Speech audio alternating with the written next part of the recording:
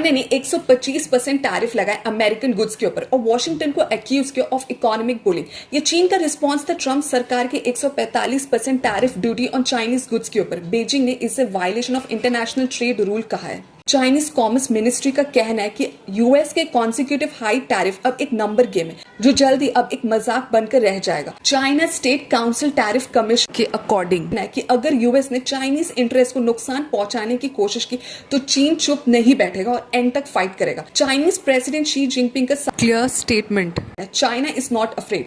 Trade war में कोई winner नहीं होता। दुनिया के खिलाफ यूएस के ये वॉलेटाइल ट्रेड प्रैक्टिसेस कहीं यूएस को सेल्फ आइसोलेशन का तरफ ना ढकेल दे। चीन के प्रेसिडेंट शी जिनपिंग के आगे कहना है कि पिछले 70 सालों से चाइना का डेवलपमेंट देश का मेहनत और सेल्फ रिलायंस की वजह से है, ना कि किसी के रहमत पे। चाइना दुनिया का लार्जेस्ट कोल इंपोर्टर है और ज्यादातर सप्लाई इंडोनेशिया से आता है। फिर इस लिस्ट में रशिया, ऑस्ट्रेलिया, मंगोलिया भी शामिल है। चाइना का टोटल क्रूड ऑयल इंपोर्ट में सिर्फ 1.7% यूएस का शेयर है, तो जाहिर सी बात है चाइना का यूएस पे डिपेंडेंस कम है। चाइना के पास प्लेंटी ऑफ ऑप्शंस है, जैसे बाइंग चीप रशियन ऑयल।